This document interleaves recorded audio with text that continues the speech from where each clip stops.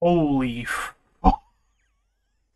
Okay, so, I'm not gonna lie, this is actually a thought I was having recently. I was starting to think that maybe the Undercards devs were going to just stop adding new artifacts, at least for quite a while, because it'd been a long time since the last time they'd added any new artifacts.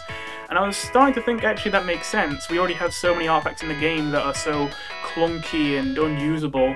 It makes sense that they would just change the ones that we already have and not really be adding any new ones. But of course it was still a little bit disappointing. It would have been nice to get some new ones. And I really wasn't expecting that, well, as you can see what's happened this season is we haven't got any new cards, but instead we got 6 new artifacts out of nowhere. So yeah, 5 of them legendary, 1 of them common.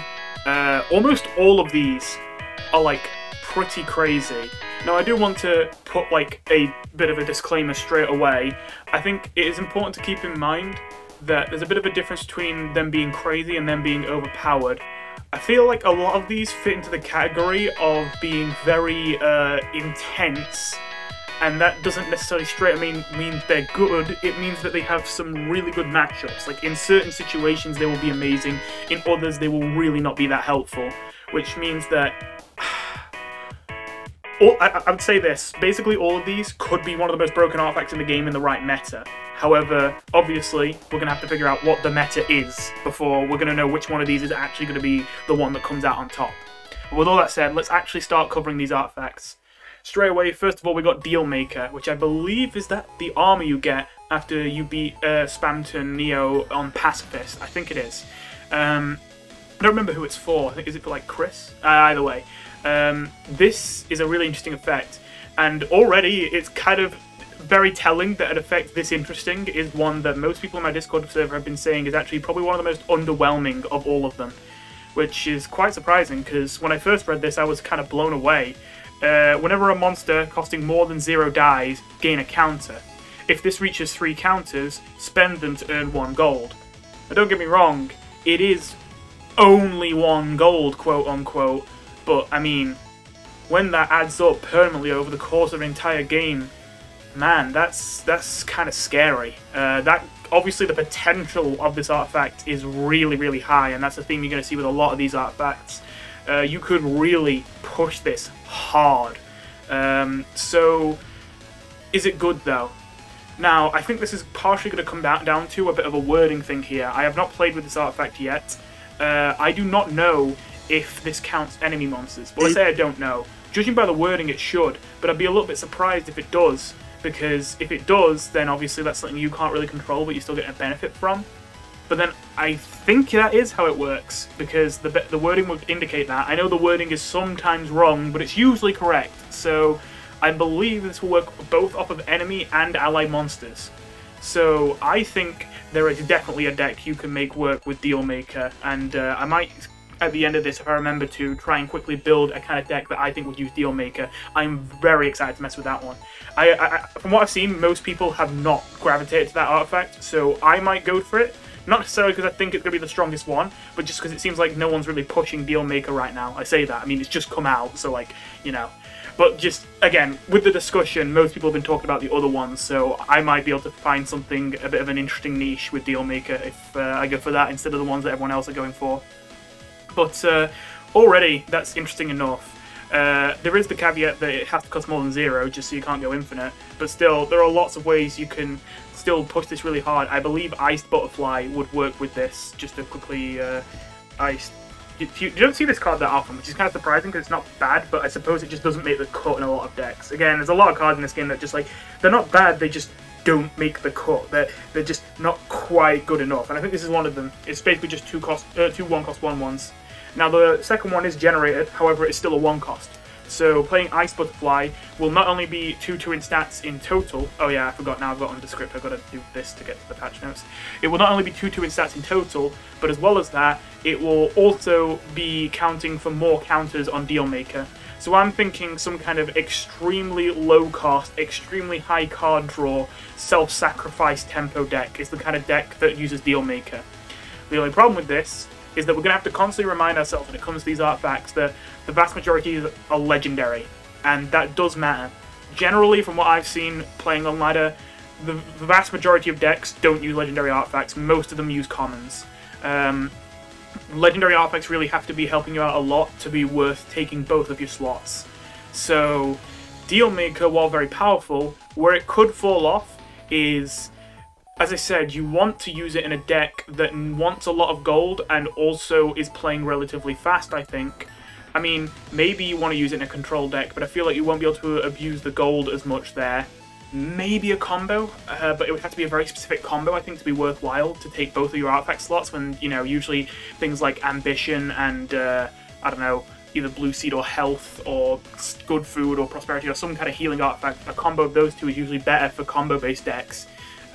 So what I'm just worried about is that Dealmaker doesn't manage to get the value it needs to in an aggro deck because your clock is too short, and in a mid-range deck, the mid-range deck is also then too slow for it to really matter. That's the thing that I'm worried about with Dealmaker.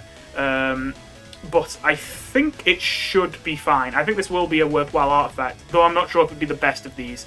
There's one in particular that probably looks to be the best. I'd quickly like to add in post that I have now tried playing with a Dealmaker deck. This is what it looks like right now, although I could still change it around. And yeah, I think that at least in an aggressive sense, this is not working out. I mean, it didn't do terribly, but it's not particularly winning more games than it loses. I often get one or two really good turns with this deck, where like I really start winning hard, but then I get board cleared once and I just never recover. Or they have some kind of OTK that they pull out before I can finish the job. I could see this maybe doing much better in the future if aggro becomes, you know, good again. But for now, with control and combo decks everywhere, and those combo decks not necessarily being the kind that can be easily burned down with aggro, it's certainly rough for this deck right now. And in fact, I haven't tried this yet, but it does seem like I might have been wrong about where Dealmaker will be used. I'm starting to think there's a good chance it will be used in control, because it'll help provide more gold for expensive board clears, and then those expensive board clears will generate more gold in its place, because, you know, you're killing more monsters and it counts enemy monsters too. Especially now Hypergonner is back to 11, Hypergonner spam might not be a meme. That might, well, I mean, I don't think it was a meme before, but, you know, it might be really good right now. It depends. Of course, the Hypergonner change does make it not quite so busted. But even then, yeah, Hypergonner with Dealmaker looks good. But not just Hypergonner, any like effective board clear. Maybe even the new Worm Infusion spell. Now, obviously that works well with Dealmaker, because all the worms cost 2, so they all count towards it. Then again, I'm not sure if these decks can really justify using Dealmaker over Thorn Ring, but it's there as an option. Anyway, back to past self. Anyway, that's enough about Dealmaker. Puppet Scarf, which I am more certain about this one. I'm pretty sure Puppet Scarf is the weapon you get for Ralsei if you, you know, fight Spamton Neo instead of trying to, you know, do it pacifist. And if I remember right, in the game, it even makes it so Ralsei can't heal anymore, but it can do a hell of a lot of damage to enemies. So it's very fitting that what Puppet Scarf does is it makes it so that when you or your monsters get more than 1 health healed to them, it deals damage to a random enemy monster equal to half of the healed health, rounded up. Now, you probably noticed that even though I'm technically in the official Undercards Discord server, I'm basically never, like, go there. However, I did take a quick check there just to, you know, double check some things, and it seems like a decent amount of people are apparently getting mixed up here and thinking this is an AoE. No, to be absolutely clear, this hits a random enemy monster whenever it hits something. And even though it does round up, as you can see, it also clarifies that 1 health won't count. Even though that contradicts the rounding up thing, I think that's just because there's way too many ways that you could spam healing 1 health to abuse this. Now this one is going to be very interesting, because I'll say this, do I think that you can get an enormous amount of value, even for a legendary artifact of a Puppet Scarf? Absolutely, and I don't even think it would be hard. The thing with Puppet Scarf is, what will determine whether it's actually worth running, I think, is whether you actually need all that board control, especially when it's untargeted and semi-conditional. Well, I say semi-conditional, fully conditional, but there's lots of ways you can make those conditions pretty easy. So I'll get to this more later, but I think I know how I want to build a deck that uses Puppet Scarf, or at least the first thing I tried to build. So ages ago, back when gems, like old gems, was a problem, and I was much newer to, like, you know, actually playing ranked undercards, I was playing a determination deck which spammed Vegetoids to see if I could ever out-heal Gemstones deck, and of course I found that I couldn't. It didn't matter how much healing I'd have, I would still lose to Gemstones. And I did kind of go into that knowing that that deck probably would suck, because I had basically nothing but healing. But I also thought, well, every other deck I've tried to include healing in hasn't been enough. This was basically for me to test, will any amount of healing beat Gems? Now, of course, that deck sucked. However, that deck couldn't use Puppet Scarf.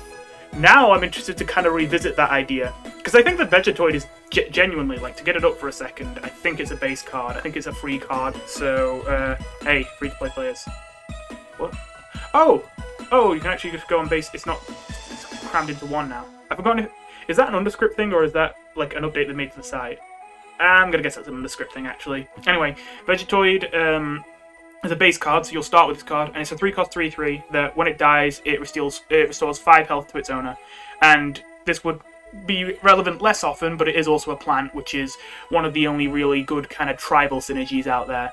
But anyway, this card I actually think is, like, again, another great example of a card it's not bad, it's genuinely kind of good, but it's just not good enough in most decks. And I think that Puppet Scarf might be where Vegetoid starts to shine, because now this is basically going to heal 5 health and also do 3 damage to a random enemy when it dies.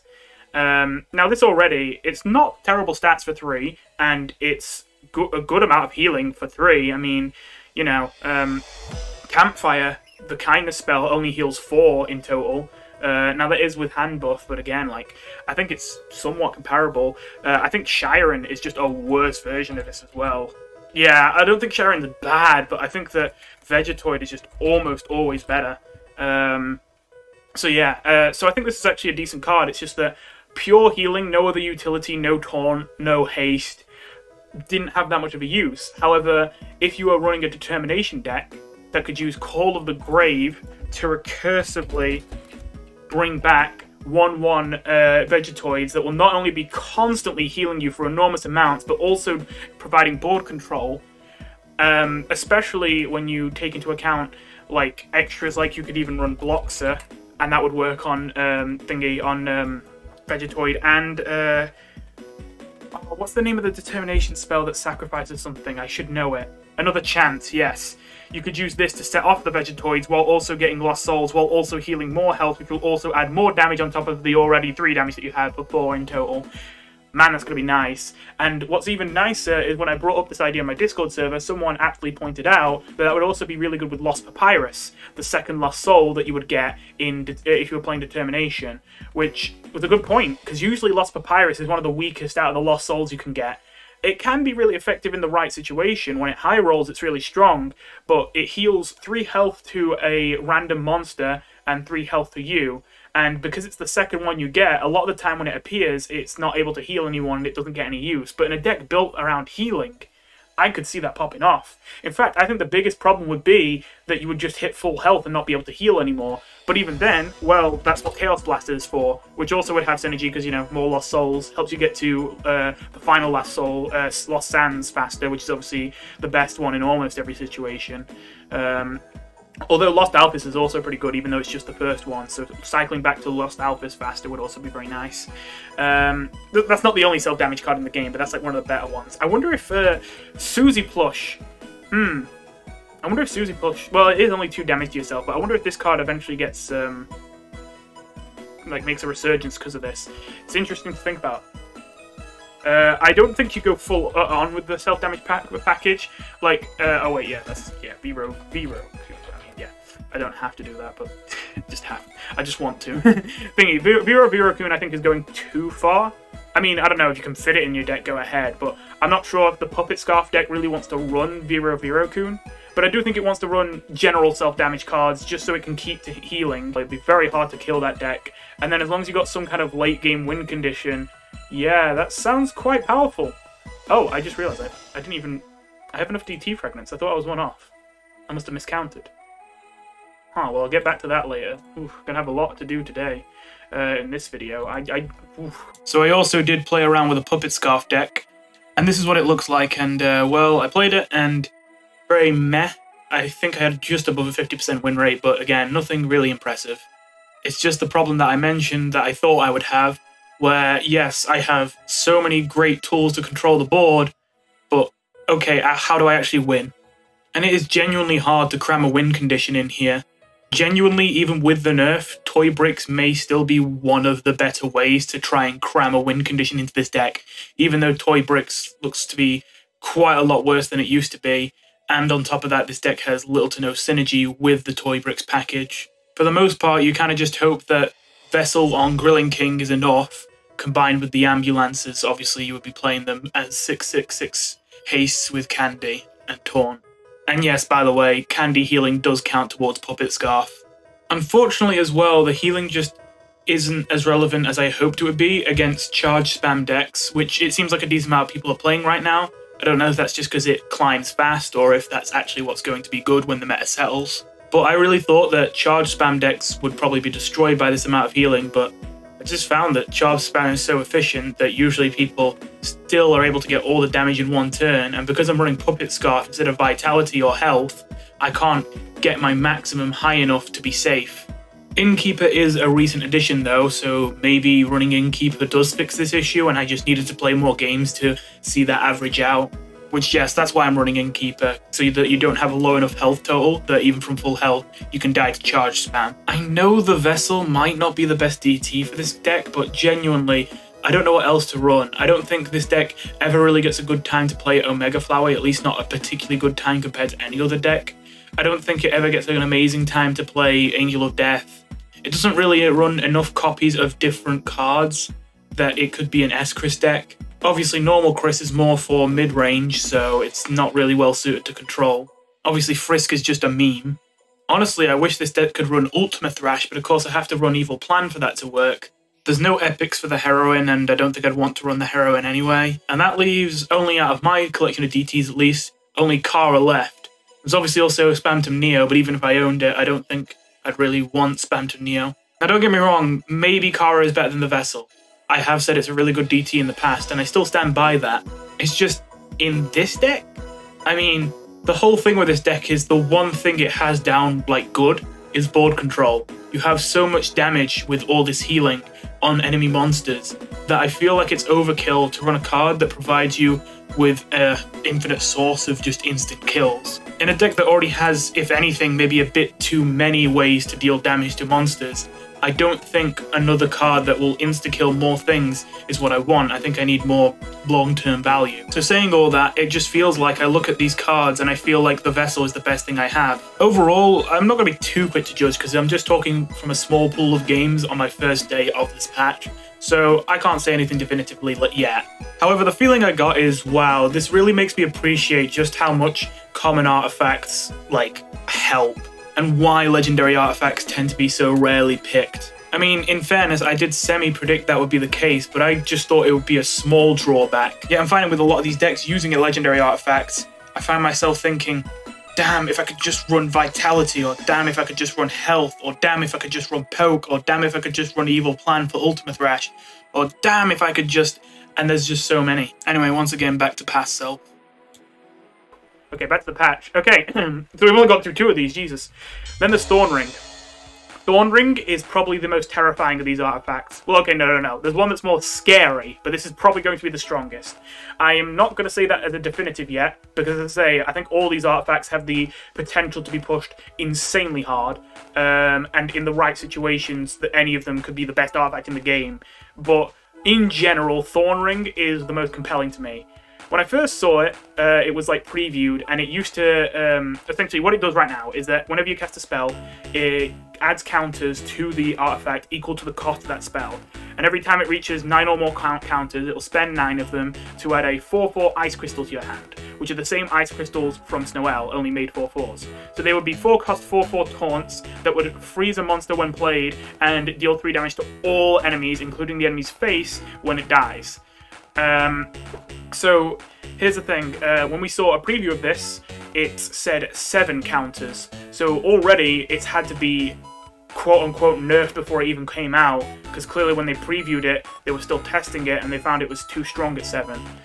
Now, 9 is finally getting to a point where that is quite a lot to spend, in fairness. So how many times will this really trigger, you know? Maybe we're overestimating this. but most people in my server who are discussing this seem to agree that this seemed like the strongest artifact out of the new ones. And while I was skeptical at first, I guess I just want to be a contrarian, the more I thought about it, the more I thought, actually, yeah, like, this makes a lot of sense. I think what it was at first is I just thought, oh, you just get ice crystals, like, you just get quote-unquote card draw. I guess I was thinking of this all wrong. I was thinking this kind of like a slower version that gives a bit more value than of collection. And collection is, unfortunately, even though it's a very fun artifact, it isn't that strong. So I was thinking, oh, so this is going to be a weird one because it adds cards to your hand, but it wants to be used in a control deck, and that means it's not going to be as useful even if the card is like a control-oriented one.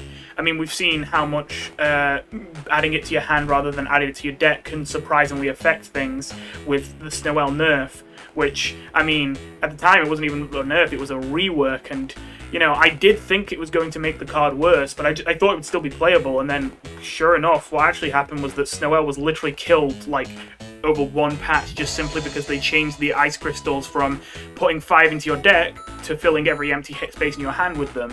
You still got the same amount of ice crystals, or even more if you could empty your hand, but it completely ruined the card. So you can see what I mean when I was like, I'm not sure if adding it to your hand is going to be that useful when you have to go through all these hoops to get it. But at the end of the day, it is only 4 gold you have to spend on this, and what you get is a super powerful defensive card that keeps you alive for a turn, prevents things from attacking, and when it dies, it's essentially a one-sided board clear that also could potentially burn your opponent down. And if you can get enough of these, yeah, this is really strong. I mostly forgot about the Paralyze, because I feel like on a lot of cards, having a Paralyze isn't that effective, but on Ice Crystal, I think it's a lot more intimidating because it has all these other tools that just make it so hard to get through. So, yeah. I think I just realized this is a token as well. This could work with Birdly synergy. Oh my... I didn't think about this before, but I just thought now Birdly with this. I'm not sure, I mean, I don't know if that's like broken or anything. I mean, you're only reducing the cost of each one by 3, but still. You could run that in Patience, I guess, and also get the 1 cost True Selves or whatever. Yeah, that gives me some stuff to think about. Well, anyway, yeah, either way, I think the only question here over whether this gets run... Well, no, I think this has to get run in almost every control deck now. Because, well, at least every control deck that didn't already have an artifact that it needed to work. Because, I was about to say, you are giving up your common artifacts and, you know, Vitality, like Prosperity, or Vitality Ambition, or whatever, are some really good control artifacts. But at the end of the day, the reason why you want Vitality and Prosperity and Health and good food is obviously for the sustainability. But honestly, Ice Crystals probably provide comparable sustainability while also giving you a semi-win condition. So, yeah. Anyway, you can see how this seems to be the strongest one. It is 9 counters you need, but again, considering that you can, like, satisfy that condition instantly with, like, a Hypergunner and more, yeah, that could still be really... Yeah, I think I'm going in circles now. I think I have to move on to the next one. Elite Soldiers. This is probably the most quote-unquote normal of the different artifacts I've added. At the end of your turn, if you have 3 or less cards left over in your deck, it will add 5 random non-determination, thank you, monsters to your deck and 2 to your hand. Then disable that artifact. And everything it adds will have +3/+3. So I haven't heard much discussion about this one, and that makes sense because... I suppose it's less interesting than the other ones. However, I do think it has its place. This is probably the weakest of the 5, but even then, I don't even think it's like a trash artifact. I think this serves one role very well, but if you're looking to do anything else besides that one role, it might be a bit underwhelming. That one role would be if you have a control deck that somehow doesn't need to run Thorn Ring or Vitality or Prosperity or good food, basically doesn't need an artifact to work. If you have a control deck like that and your worst matchup is going against another control deck that just has more late game value, then Elite Soldiers obviously helps you win in the late game either through fatiguing them or simply having better stuff because of these buffed like units that you get. I I know that it does add 2 of them to hand, but I think considering this is a one-time thing and it will add those 2 to hand towards the end of the game when you're earning much more gold, I think that's more manageable. Yeah, basically I think this is specifically a artifact that helps you win the control versus control mirror. I'm just thinking, is it really... Because it sounds a bit narrow for me to say that's the only thing it's going to be used for. You could make a deck that burns through as many cards in your deck as possible, as fast as possible, to try and get to the elite soldiers quickly, and then win using the elite soldiers. But considering they're all just random cards, and there's only 5 of them in total... Oh wait, sorry, 7 of them in total. So yeah, still 7, I guess. But and it's just normal cards, but buffed, and they can't even be DTs, which I'm not saying that's a complaint. Like, I don't want them to be DTs, but I'm just saying, like, in terms of power level, they can't be DTs. I'm not sure if that can be a good win condition for some kind of mid-range deck that uses this as its top end by burning through its deck super quick with efficient draw. I don't think that really exists. I don't think that works. It'd be too random. So yeah, I think the only use of this is to win the control versus control mirror. However, I do think it would be very strong at that. Then there's Shawm's Shop, which was an artifact that already existed in the game in a previous incarnation, but not as an artifact you could put in your deck. And now it's come back. Oh boy, I did not miss this. Okay, so if you weren't aware, Shawm's effect has changed. In the past, it used to be that if you had 3 or less cards left in your deck, it would add this shop artifact to your artifacts when you played it. It was still a 7-cost 6/6, if I remember right. I don't think that changed. And what this shop artifact did originally was it just gave everything you played +3/+3 the moment you played it. Which on its own, it sounds like a reasonable reward for, you know, burning every card in your deck except the last 3. I mean, you've only got 3 turns to kill the opponent. Surely it's fair that you just get to have +3/+3 on everything you play. And it seems fair until you obviously take back the land of OTKs and, you know, you start spamming ice caps that are 6 attack. And, yeah, you see how that becomes a problem. They did somewhat address this at first by making it so it wouldn't work on generated cards, which severely restricted the amount of buffs you could get. And they also reduced the buff at one point to +2/+3 instead of +3/+3. But still, I was not a fan of old Shawm. I wouldn't say it was game breaking, but I do think it was very strong, and I do think it was, more importantly, very frustrating to play against. Because as this person, watching someone burn through their deck extremely quickly, knowing that they're going to pull out these enormous ice caps and spam them at your face and kill you in 1 turn, there wasn't really much you could do. So, yeah, unless, of course, you were already an aggressive deck and you could, like, play faster than them. But even then, there were decks that were made to be very efficient. There was one I remember that I was given by... I don't even remember who gave it me, but someone gave me a deck that was disgusting with it, that was in Patience, back when Plug Girl countered cost reductions as a buff. So you basically had, as long as you played Patience, you could obviously, just with your passive, give them cost reductions, and you would have 2 cost 2/3 dodges with Torn. And, yeah, spamming those really made it a lot easier to live until your deck was able to, you know, be small enough for Shawm. All that said, Shawm is still the old Shawm, sorry, still the Shawm that we had before this patch. They added this artifact separately now as one you put in your deck at the start of the game. Now, am I scared? Because it's mostly the same thing. It's no longer got that condition of doesn't work on generated stuff. However, now, instead of being a permanent-like effect, it's one that happens at the end of your turn when you have 3 or less cards in your deck, and it only happens once. And it also only gives +2/+2, not +2/+3 or +3/+3. So, am I, like, concerned about this? Not really. However, okay, I am not concerned about this becoming overpowered. I am concerned about this becoming annoying. Because I was very worried at first, because I'm like, okay, we're back to square one now. But then I remembered, okay, actually, you are giving up all of your artifact slots for this. And then something clicked and I realized, wait, if you can't run poke, you actually can't OTK them from full health. Also, then I remembered, oh yeah, vitality changes happened since then, and vitality just destroys that. Like, if you're running a Shawm OTK and you run into someone with vitality, unless you can actually destroy your whole deck before turn 10 and perform the OTK, you literally never win that. So, yeah, I started to realize, okay, no, this isn't going to be a problem. The only way it could be a problem is, of course, with the reflection setting their maximum health to 20. Then you could OTK them, but then I do think, okay, that's quite a lot of setup. You've got to get your deck down to 3 cards as fast as possible before your opponent can kill you, because you're probably not going to have great board presence because you're setting up for an OTK. You've got to have enough gold to be actually able to afford everything. You've got to have enough spaces on the board to be able to play the reflection, then somehow kill your own reflection. I don't know if you, like, use a Gaster Blaster on it, but then it'd still have 1 health left, so I don't know. Damn, how would you even kill your own reflection?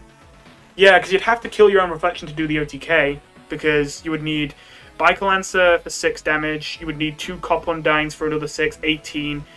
Oh wait, no, wait, hang on.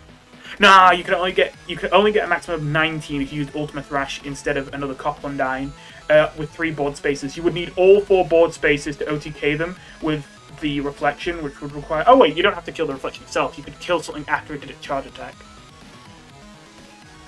So yeah, okay, this is very convoluted, but how this OTK would work if you did it would be probably... And you'd probably have to use Burger Pants to get this much gold reliably without it going too late into the game to the point where you lose.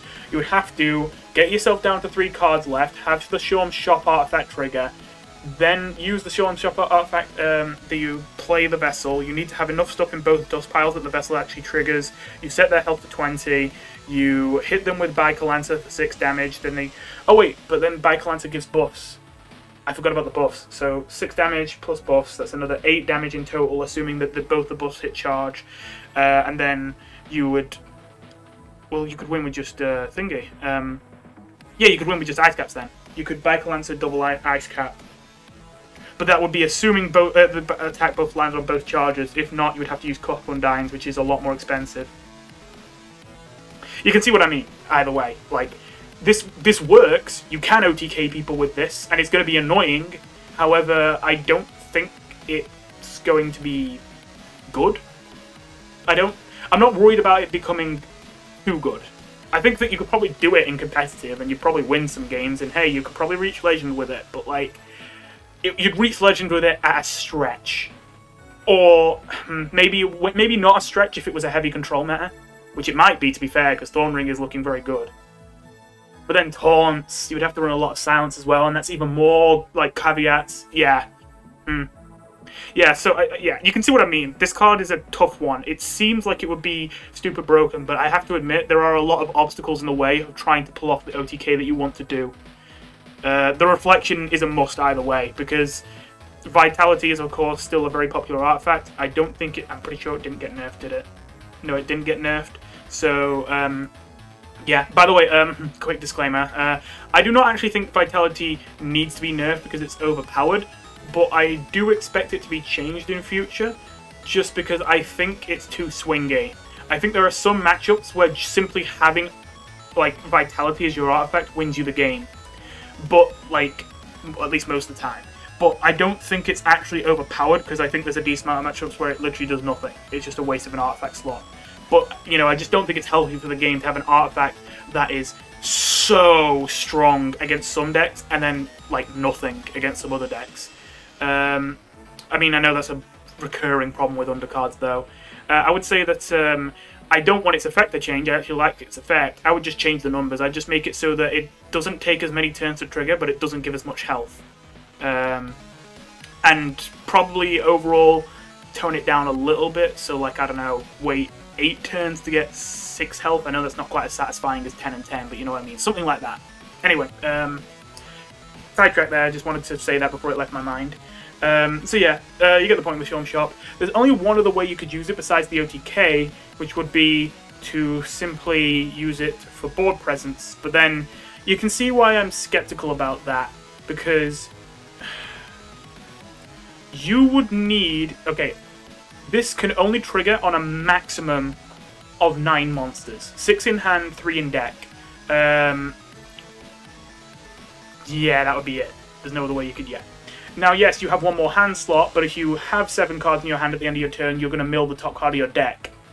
Oh wait, I suppose you could end your turn when an ambition or something like that, or Patience passive triggers, and then burn like Dream or Change of Winds instead of one of your minions, and then you could get 10. But that's just for one more buff, and it's, you know, very dependent on things, so that's not super relevant. Bottom line is, realistically, maximum you're getting off of Shorm Shop is 9 triggers of +2/+2. Now don't get me wrong, that does add up to 18/18 in stats. However, that's late in the game 18/18, or at least at the top end of your deck. Again, if you make a deck that burns through the deck fast enough, it might be more the late mid game rather than the late game, but still, it's not going to be early. The only way I see this working, like this non-OTK thing, is, well, I say that there's a couple ways. You could run a deck that doesn't OTK with Shorm Shop, but consistently gets people low enough that they want to win with burst damage that wouldn't OTK you from full health, but you'll deal enough damage because you care somewhat about the board at the start of the game that you don't need to OTK them from full health, you just need to partially OTK them. I don't know, that sounds a little bit clunky now I'm saying it though, because that still would probably get destroyed by Vitality, and the reflection doesn't save you on that one, because the reflection obviously sets it to 20 no matter what it was before, it doesn't take your previous damage into account.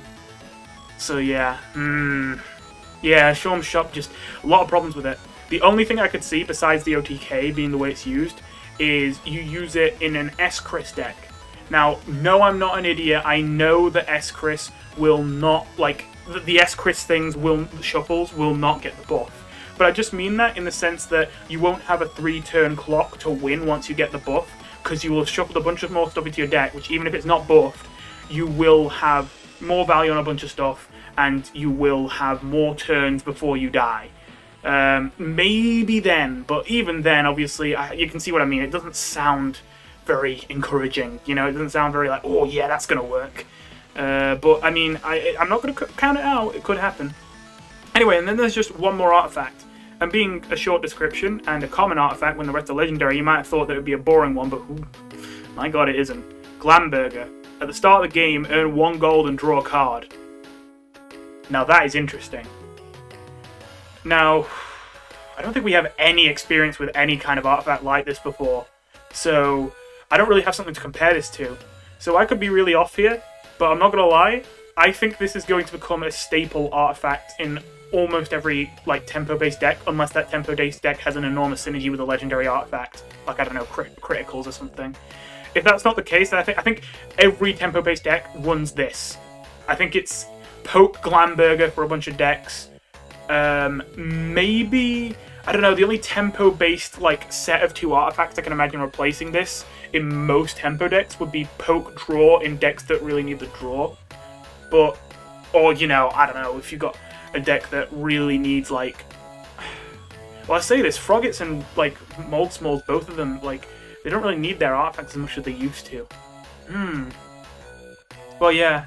Well, as I say, Glamburger is just, it's intimidating just starting the game with 1 extra gold, just because obviously you can push that pretty far if you're given the chance to. It's just, obviously, because it's just once at the start of the game, it's really hard to imagine how do you abuse that. But then I think the answer is, it's not like, oh, there's one crazy thing that you do. I'm pretty sure there's just so many general things that are pretty good with it. Like, not game-breaking, but, I don't know, just like, especially on turn 1, getting like a 5-drop on the... Wait, turn 1 Bird... Sorry, not turn 1. Going first, turn 2 Birdly. That's an example. That would be... Yeah, that would be quite strong. Stuff like that, basically. 5 drops, essentially, if you're going first. 9 drops if you're going second. And I know that you might be like, wait, what? Like, don't you gain 9 gold on turn 3 if you're going second anyway? You used to. It didn't say it in the last patch, but they changed it last patch. I noticed it, but at first I thought I was going crazy, because, to be fair, I have made mistakes in terms of counting how much gold I should be earning each turn before. And I thought, oh, I just miscounted. And I kept seeing it was 8 on turn 3, and I'm like, what? And apparently they've changed it now, so I don't know the exact rule, but you don't get 9 on turn 3, you get 8 on turn 3 on going second now. So you could... Either way, using this would make it so you could play, I don't know, Banana on turn 3 again if you wanted to. I know this isn't like a crazy effect, but I really just do think that, I'm not gonna lie, I think most tempo-based decks have poke and power, and like, that's it. And like, draw if they need it, but you know, there's such efficient draw in the game that I think a decent amount of decks don't need draw. It's just that draw is nice because it's consistent rather than having to draw the draw cards. And obviously, even like power, I don't think power is a bad artifact, but I don't think it's crazy impressive. There's a lot of decks I run power in where I don't think it's that impactful. I just think that there's no other artifacts that would be really relevant. Like, honestly, probably not a very popular take, but like, if I couldn't run power, there's a lot of decks that I'd run poke spy, even. Like, not that a spy is a great artifact, but at least it would be something a bit better than just like, I don't know, giving myself extra health with a tempo-based deck. You know, it's not what I want. And, like, I don't know, I know Ambition is generally useful in most decks, but of course it's way more valuable when you're playing either a combo deck or a control deck and you need to search for things. With tempo decks, it can help, but generally it's not the pick. So yeah, I guess that's enough about the artifacts. That is the meat of this, though. A lot of the changes here haven't been that shocking, if I remember right. So anyway, first one, Trash Tornado, has gone from a 3-cost 3/3 to a 3-cost 4/3. I'm pretty sure I remember what this does. It's been a while since I've seen it, though.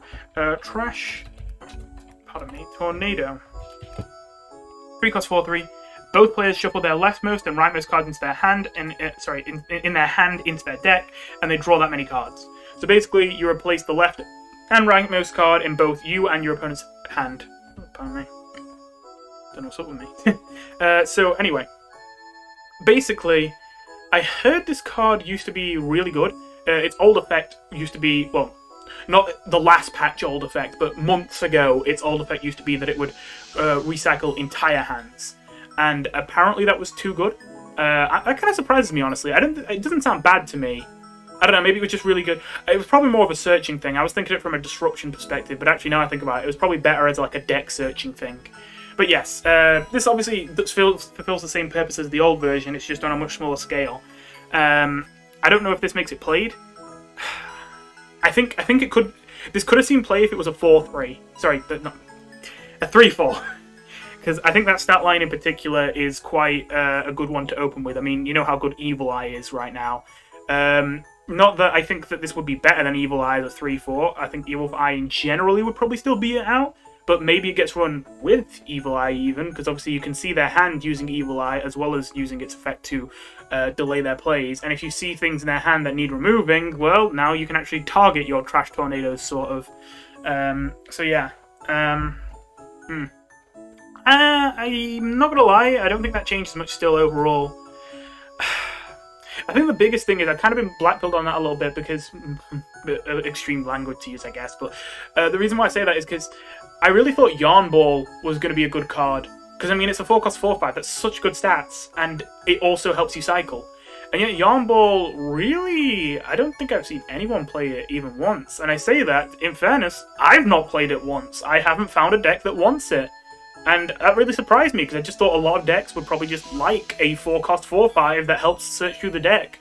But then I realized the more I played, the more I made decks, I'm just like, well, there are just better options a lot of the time. Honestly, I kind of gave my own self like a good example before when I was talking about Telescope being a decent card that I don't see much. I mean, I know that draw doesn't mean that much in this game compared to other games, but still, it's one attack less, and it's a draw every turn that lets you kind of pick what you want. It's kind of a very similar kind of job that it's doing. But anyway, so yeah, Trash Tornado to me, I mostly just look at it as a 3-cost Yarn Ball. Now, in fairness, when effects like this cost less, that can really help their viability, but considering it's only 1 less, I don't think it's going to be a big impact. Then there's Grilling King, which has gone from a 12-cost to an 11-cost, when it used to be a 13-cost, so it's slowly getting down there. I am glad to see this. Grilling King is a card that I think might start to make a small resurgence now. I am absolutely not going to say, oh, it's going to be the card to get yet. No.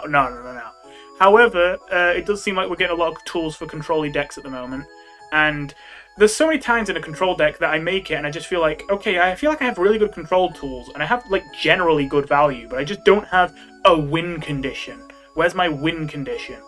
And I really want to put Grilling King in a lot of those decks just because it's a good win condition. The game's going to go long enough that I'm going to get a bunch of stuff in my dust pile, probably going to go through most of my deck, and then late enough I can play this card, get a nice big Taunt Haste with Candy that'll heal me when it dies, that's a 5/5, and 2 3/3s on the board as well. A full board for just 11, well, it used to be 12, used to be 13, but now 11 gold.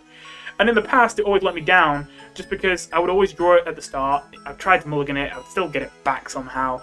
And that being a dead card in my hand would actually impact me a lot more than I expected a lot of the time. And then when I finally did get it down, it often did less than I expected.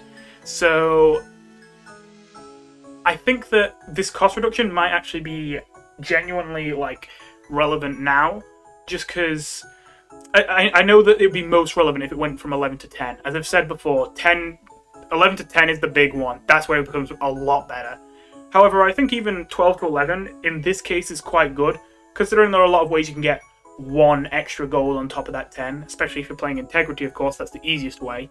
And of course, it's a lot easier to carry over 1 gold to the next turn than 3. So, yeah. I think that, yeah, this card becomes a bit more common.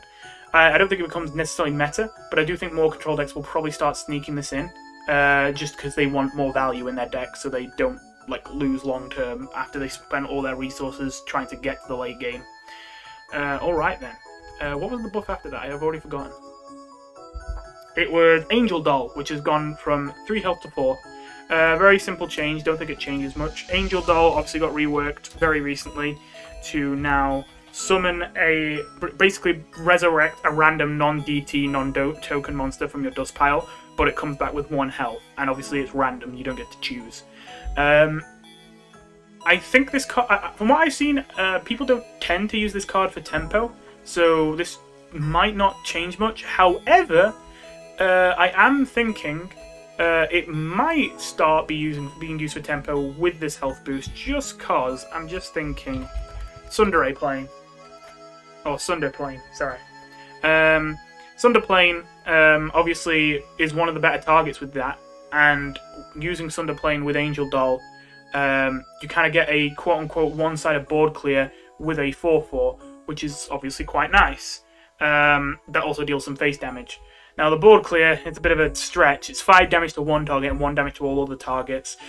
Against more chunky boards, that isn't going to cut it, but still, obviously, it's something. And if you can get other like good things to resurrect with Angel Doll, maybe the tempo-based Angel Doll eventually, maybe the dream comes true eventually one day. I think that in terms of its use outside of that, probably doesn't change at all. You probably saw before, thingy on Hub, I posted a deck where you just spam Metaton Neo. You have to just, basically, if you draw Neo, you win. You would get Metaton Neo, you'd make sure it dies and doesn't get caught or something. Even if it gets silenced, it's fine, just as long as it doesn't get caught or, like, removed from, like, killed without going to your dust pile, basically. As long as it goes to your dust pile, then you can just infinitely, recursively resurrect it with Angel Dolls until you kill your opponent. I'm not going to say that deck is very fair to play against. The only reason that I did that evil act is because it countered the other decks that I hated playing against. It was very good against P-Chris, because of course if they get a big P-Chris, you just eviscerate with Metaton Neo. It was pretty good against plants, unless they played particularly fast and you couldn't get to your Neo in time. But if you did get your Neo, obviously, even with the transparency, it would wipe their boards and would get through their high health totals. And of course, it was very good against ult heal OTK most of the time, although if they had enough charge monsters, you know, some ult heal OTKs run more board presence and less charge, and some run more charge and board presence. The more charge-based ones could sometimes sneak out a win, because even though you are basically guaranteed to kill your opponent once you have that set up, it doesn't happen in one turn, obviously, it takes a bit. And if in those turns they get their 23 health Temmie and make it 23 attack, yeah, maybe that'll end the game before you can end the game the way you were hoping to. Anyway, yeah, obviously in that deck, the health change basically means nothing, because, I mean, the Angel Doll dies basically every time you play it anyway, because the Neo kills her, so, yeah. Anyway, decent change. It means that there are more uses for Angel Doll. I just don't think it's going to be very relevant. Final Froggit got a buff. it's back to its old effect. It gives all other ally Froggits +1/+1 wherever they are. It used to be that it also made them cost 1 more. Also, I can't remember if this is the case, but now I think about it, I'm trying to remember if at one point it got changed so that it didn't affect Froggits on board. It only affected ones in hand and deck. I'm not sure if that was the case now. I can't remember off the top of my head. Apparently it was give quote-unquote +1/+1 to all Froggits you own and only give +1 cost to the ones in the deck, at least according to the little document that someone on my Discord server has kindly provided. So I guess I was close. Either way, I don't think it changes much. It's been a long time since Froggits were relevant. I don't know, I think they're playable. I just don't think they're particularly good.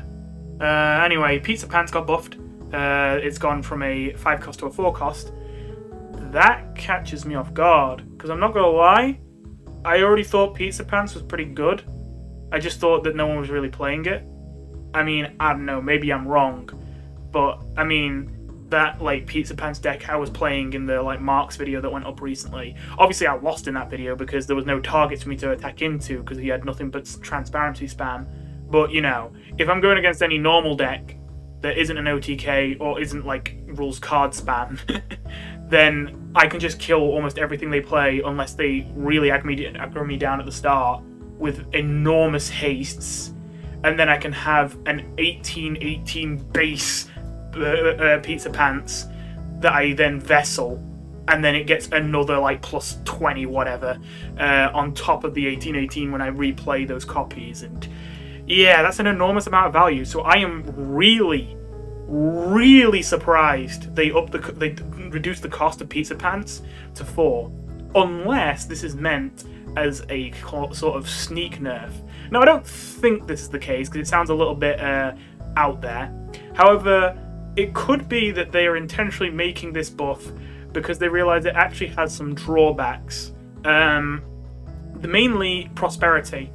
So you might be like, wait, what do you mean? Prosperity triggers off of monsters that cost 4 or more to heal you for 1. So it still costs 4, so it still heal you, right? In fact, it's better for prosperity. It's cheaper and it still triggers the same amount of healing. Yes, however, if you're going to run a Pizzapants deck, what soul are you most likely to use it in? Probably Patience, using, you know, the copy spell that Patience has. And don't get me wrong, Patience is still going to be probably a pretty good soul to run Pizzapants in. But now you're going to run into the problem of, oh, hey, now I'm going to keep getting 3 cost Pizzapants because of my passive. And because they cost 3, they don't heal me now. And the one problem with Pizzapants is, even though he's got haste, he doesn't have Taunt. And sometimes you can actually fall behind on your health and actually die as a Pizzapants deck, even when you've got enormous value. Just because although you are getting enormous value onto the board, and you are able to kill one thing instantly when you play Pizzapants, if there's a lot of threats on the board simultaneously, it takes multiple turns to deal with them all, and if you don't have a Taunt ready, you might just be dead. So yeah, I mean, you can sort of help this by using the spell that gives Taunt, and you could also vessel a Pizzapants with Taunt, but even then, that reduces the amount of value you have in your deck in total. It means that if you get into a control mirror, you might actually be the one dying to fatigue at the end, if you're, you know, putting these 1-cost spells in your deck that, like, draw more cards themselves, and don't really provide much value for you to win. Although, in fairness, with, you know, multiple 5-cost, well, 4-cost now, like 20/20s or whatever with haste, smacking into your opponent every single turn, you got a decent chance of still winning in fatigue, I guess. Anyway, Tree has received a buff that is very welcome. I'm not sure how relevant it is, but it's definitely makes it more relevant than it was before. So Tree, just normal Tree, has long been probably the most irrelevant plant card in the entire package. I don't know, there's a lot of plants, so maybe I'm forgetting one, because obviously for it to be irrelevant, it would have to be forgettable. But I think Tree is probably the worst one. It used to be a 4/6, and it used to, well, it had a similar ability. It dealt 2 damage to itself, and it would heal itself for 2 as its synergy. So essentially it was literally just, I am a 4-cost 4/4 plant, but if you play a plant before me, I'm a 4-cost 4/6 plant. Which even then, don't get me wrong, 4-cost 4/6 plant is fine, but it's not really that impressive, is it? Well, I suppose it's kind of like a bloody tree, but you know what I mean. It's not it's not the best. So it definitely needed a buff, and this buff keeps it relatively the same while making it a bit more interesting. Obviously, first of all, they gave it a good amount of health, you know. Now it's a 4/7 if you trigger its effect, and it's a 4/5 if you don't, so it's less useless. But also, its synergy can heal all allies, not just itself. In fact, I think with this wording, it would heal you directly as well. So, yeah. Definitely adds utility to Tree, especially if you're running Puppet Scarf. I'm just thinking, okay, don't get me wrong, this is cool, this makes Tree less useless, but I'm just thinking, are you really running Tree, like, as your mass heal? I don't know, maybe I'm just thinking Water Cooler. I swear that's just always better. And, like, how much crossover is there going to be with plants and Puppet Scarf healing? I suppose Vegetoid is a plant. I don't know, there's a bit of crossover, because, you know, you've also got Ragel giving everyone candy. I believe the healing from candy should count, and that would be another 2 damage each. Maybe. Maybe Puppet Scarf plants is a thing. Maybe. To be honest, I didn't think of it like that, because I obviously have been thinking of Puppet Scarf as a control artifact, and plants is obviously either aggressive or mid-range, depending on how you build it, but usually more mid-range. But, it could actually, I suppose that could work, maybe. But still, I think Water Cooler is still a better card than Tree. I think that Tree only gets run if you actually find a deck that wants to run 6 Water Coolers. So you run 3 Water Coolers and 3 Trees. Especially because Water Cooler is cheaper. Although it is only 1 gold cheaper, I suppose. Well, anyway, let's get back to the patch notes. Was that all the buffs? Oh, one more buff. Hanging Spider. Oh yeah, that card. Hanging Spider. Gone from a 3 cost to a 2 cost. Not gonna lie. This kind of surprises me. So, I didn't play with this card much, but that's just because I don't play spiders much. I do think spiders are pretty good. I mean, Muffet is still, well, not the monster she used to be, but still a pretty, like, powerful play a lot of the time that really makes it hard for more aggressive decks to actually close out a kill. And especially because Muffet's Shuffle got nerfed recently. Muffet now shuffles only 1 Spider Croissant into your deck in the delay and can't shuffle any more after that. They can only add more Spider Donuts to your hand. Especially with that being a thing, Hanging Spider has a lot of stuff going for it now. It's cheap, it's got, technically if you don't even trigger its effect, it's just a 2 cost 3/2 with like a semi-relevant tribe. Actually, okay, I will admit, I was a little bit not on board with this change at first, just because I was thinking this seems a bit strong, but I just realised this means that if you don't have something to kill this card with, it's still useful because you can use it as a decent stats activator for another synergy, like, what was it, Baking Stand or something? Or Bakes? Spider Bakery. I know that when I play, the few times I have played spiders, I've sometimes had these annoying moments where I have like 3 Spider Bakeries in my hand, and I'm like, I want to activate the synergy for all of these, but I gotta play one of them to just give me a spider and nothing else, otherwise I'm never gonna get any of them triggered. And obviously now, if I've got a bunch of Hanging Spiders and Spider Bakeries in my hand, I can just play one Hanging Spider and accept that won't get anything, because it's still decent stats, and then trigger the synergy, so that's nice. Yeah, I'm just thinking that the fact that this actually gives more donuts and Spider Croissants than Muffet herself as a 2-drop is what makes me think this might be a bit strong, a bit of an overbuff. Like, I think I actually stand by that. I don't know. I don't know if Spiders as a whole becomes overpowered because of it, but I think that now, Hanging Spider might even be the most strong card in Spider. It might be more strong than Muffet. Because, I mean, really think about it. Muffet now is giving you 1 croissant, 1 Spider Donut, and only 1 other one each other turn. Oh wait, no, 2 Spider Donuts in total, because I forgot, it's delay and turn end, not turn start. But yeah, still, this is giving you 1 more croissant, and it's giving it you instantly, and it's giving it for you for a much lower price. I suppose it's just, I forget, I don't think Spiders has any natural self-sacrifice, so you do have to run separate cards to make that work. Whether that be like Energizer and Justice, another Chance and Determination, Shambling Mass if you're in a soul that can't self-sacrifice super easily with spells. I guess those are all the easy ones I could think of. I mean, at a real stretch, I don't know if this is actually, I don't think this is actually a good idea, but you could use Snowy to kill it if you wanted a 2-cost spell for some reason, but I don't know. I think there's too many 2-cost spells for you to be fishing for a particularly good one that you want. I guess it could give you another chance, which I should talk about Blitz Quiz. Actually, there's a few here that act as more self-sacrifice, I suppose. I didn't think about that. Frozen Energy. If you're using it just to smack into something for 5 damage and then die, yeah, that works. I didn't think about that one. But yeah, you get the idea.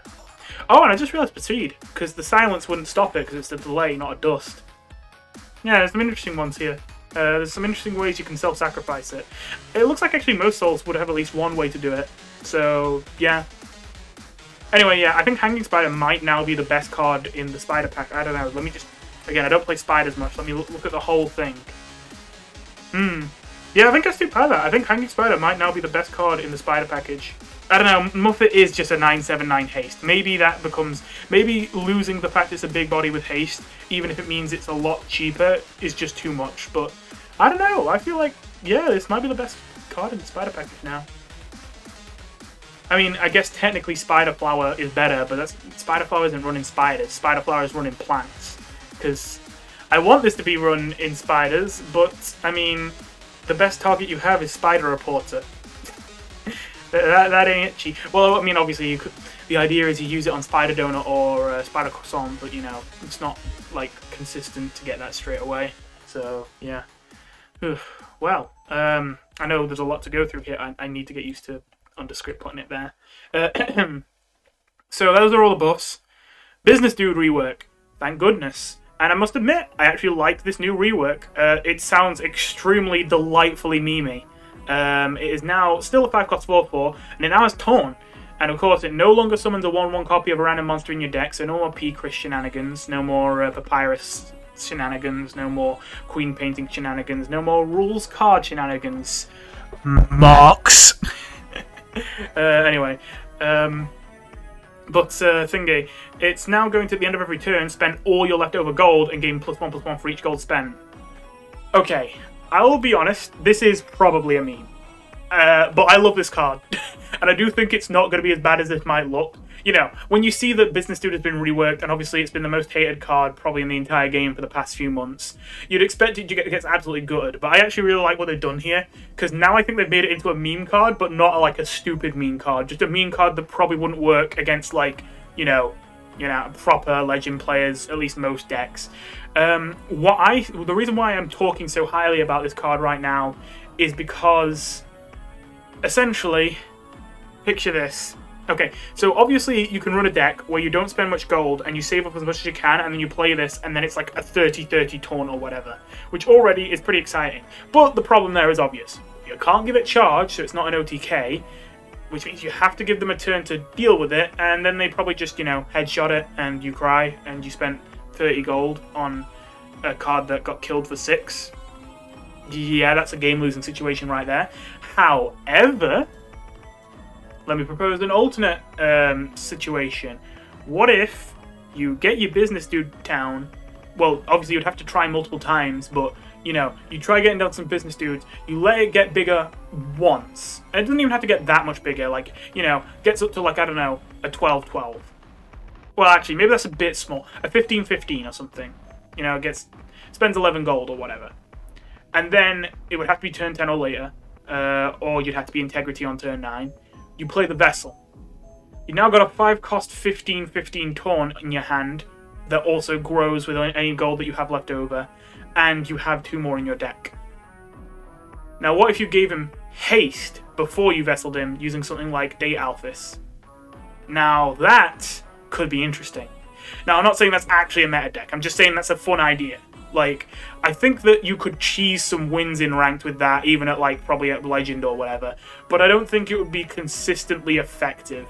The main problem I'm seeing is with how much gold you'd have to save.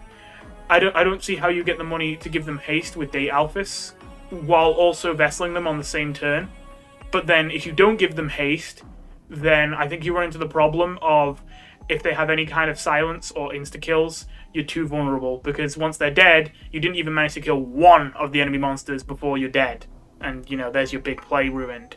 So, If you could give this candy somehow, I mean, it probably still would be a meme, but it'd be funny. Anyway, Dark Candy Tree receives a rework, which I would generally consider a nerf. They've made it a 4-4 instead of a 3-5. Kind of sucks, but I'm not going to complain, I guess. You know, plants were pretty strong. I'm not sure if they were broken, but they were pretty strong. I kind of just don't like this a little bit, because... I mean, it's probably fair. I don't know, it is probably fair. Just 4 health feels like so little for a Dark Candy Tree. I guess what I'm thinking now is, do you just run Grillby instead now? I mean, Grillby costs 4 now, not 5. And you're often using this just to get +1/+1 on each of your plants. I know that Grillby can't do it recursively, but how often is Dark Candy Tree going to survive more than a turn if it's down to 4 health now? I know it's just 1 less health, but I think that 4 and 5 is a big difference. I feel like there's very little way... Maybe not very little, but not many ways in the game that aren't expensive to deal 5 instant damage. 4, you can kind of manage, though. I think 3 is, like, pretty easy. And 4, you might have punishment. You might have 3 plus a ping, like, with a passive or something. Or, you know... I think that it's more reasonable at that point to kill it. I think it's going to be much more common that Dark Candy Tree dies the turn it's played now. And of course the extra attack is basically irrelevant. So yeah. I am really going to have to think about using Baron or Grillby now instead of Dark Candy Tree, I guess, with plants. Anyway, Donation Stump also got reworked, which caught me off guard. I don't know if this means I was right about it. Because I did say I think that this was a slightly slept-on plant card, not broken or anything, but, you know, I thought it was pretty good enough to run, and no one really ran it. But even then, like, I thought it's good enough to run, but I'm not sure if I'd run it in this new version of plants. Now we have so many more plants we want to put in, like Radel. Apparently it needed to be reworked. I don't know if that's because it was too strong, or if it was just a thing of it being annoying, because it does take gold from your opponent, which is an annoying mechanic, and I think this was the only way left in the game, at least that's forced upon them they can't react to, that makes the opponent lose gold. Because obviously Sad Customer used to be it, and then they obviously changed Sad Customer. But anyway, it's now a 4-cost 5/5 instead of a 3/4, and its ability now is, instead of taking 1 gold from the opponent and having synergy gain 1 gold yourself, it is now, when you play it, you deal 2 damage to yourself, and if you trigger synergy, you deal 2 damage to the opponent too. This is going to be interesting. This looks bad at first, because it's like, okay, it's just a 4-cost 5/5. Yeah, the downside isn't that bad, but like, eh. However, I have to admit, 2 extra reach damage on a well-statted body for plants, which, you know, plants' reach damage used to be Flower Fingers, and I say used to be, it's not like people don't run Flower Fingers anymore, but it's a lot harder to fit Flower Fingers in now, again, that there's so many plants that are good now.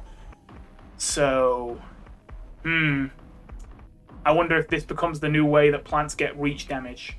In fact, this might be a buff overall. You know, I didn't think that at first, because I thought, oh, it's just a 4-cost 5/5 with like a minor downside, whatever, but like, the 2 damage to their face is not irrelevant. Well, anyway, Ghost Tree got a rework that's definitely a nerf. It now has 3 health, so it's a 3/3/3 at base, but it is no longer transparent, which means that they can kill it the turn you play it if they have the damage. Now, to be fair, it's still going to be a pretty sticky card. I mean, it has a lot of health to start, and it's really easy to give it a hell of a lot more. However, this is absolutely a nerf. It's going to make Ghost Tree a decent amount worse. I wonder if it makes... Nah, I was going to say I wonder if it makes Red Bush decent, because Red Bush still has transparency, and I think that transparency is pretty important in plants. I don't know, maybe, but it's just Red Bush is so underwhelming. I like it, but it's so underwhelming. Anyway, Frisk got nerfed?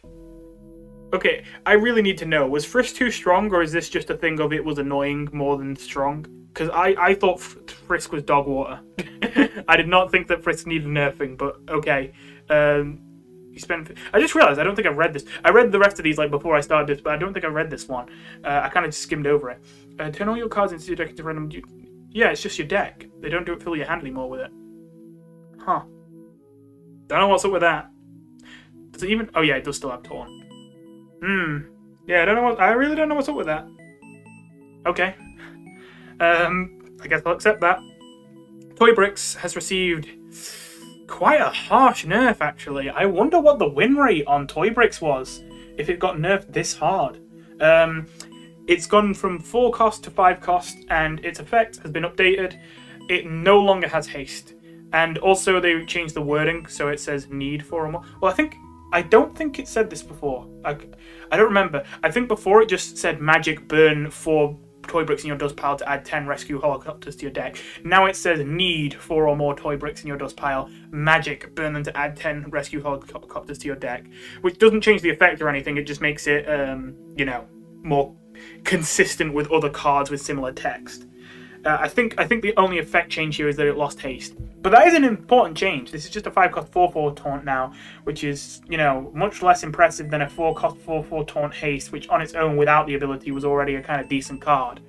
Don't get me wrong, I do think a Toy Bricks nerf was warranted. I'm kind of surprised they went this hard with it. And I wonder if that's a thing of it was really that strong, or if that's a thing of they don't want Toy Bricks to be good. Because as much as I was excited when Toy Bricks got buffed, I will say I wasn't all too satisfied with what happened in the end. Because it did seem like most decks didn't even really build around Toy Bricks. They just had Toy Bricks in them, and they added it just so they had enough late game value to win as a control deck. Which I have mixed feelings about. Obviously, it's a lot less interesting that way when it's just kind of thrown in there. Honestly, I know this is probably not going to be a very popular take. Well, I say that. I don't know if it'd be that spicy. I feel like Toy Bricks should shuffle less rescue helicopters, but shouldn't be this thing that, like, you do it once. Like, oh, you need, like, 5 whole Toy Bricks to do it even once. I think, like, I don't know, every 3 copies, you get, like, another, I don't know, 4 rescue helicopters in your deck. So, you don't get that many, but you can trigger it multiple times if you constantly summon more and more Toy Bricks. That's what I would like to see. I don't know if that would happen, though. I feel like this is just a nerf they want to make to kill the card, I feel. I don't know, does it still get used? I mean, it still has Taunt. I think some decks might still use it, but it's quite a harsh nerf. I don't know, maybe if we're just that desperate for, like, late game win cons, just so we... Like, again, I think we have an abundance of cards right now that get us to the late game, but we have a bit of a shortage of cards that win us the late game. So maybe Toy Bricks is still decent, but I don't know, I just read this and I feel like this sounds like a really, like, way more than I expected. I thought they might just up the cost to 5, or maybe they would reduce its stats a bit. Or maybe even make the need 5 or more Toy Bricks in your dust piles, so you need 6 in total. I was not expecting this. Anyway, spells have been changed. Shadow Crystal has gone from a 3-cost to a 2-cost, absolutely warranted. Shadow Crystal is the spell that Shawm gives you. As a reminder, this is the current Shawm.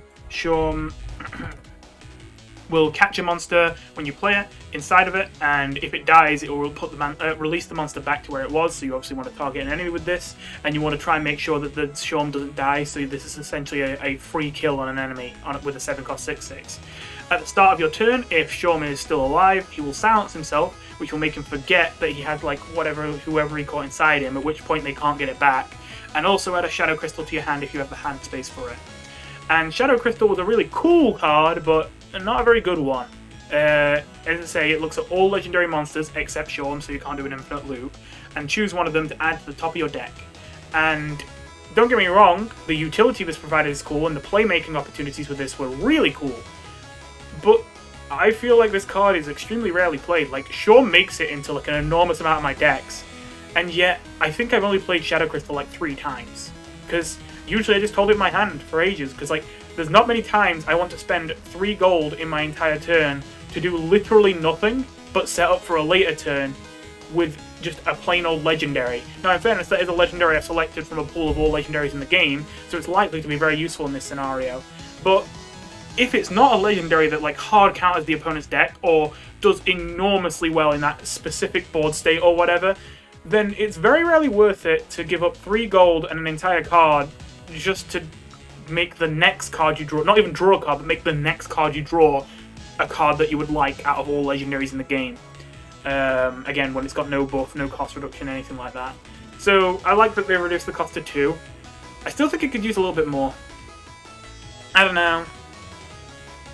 Maybe this is overdoing it, but like maybe make it so the legendary that you select also costs 2 less. I don't know.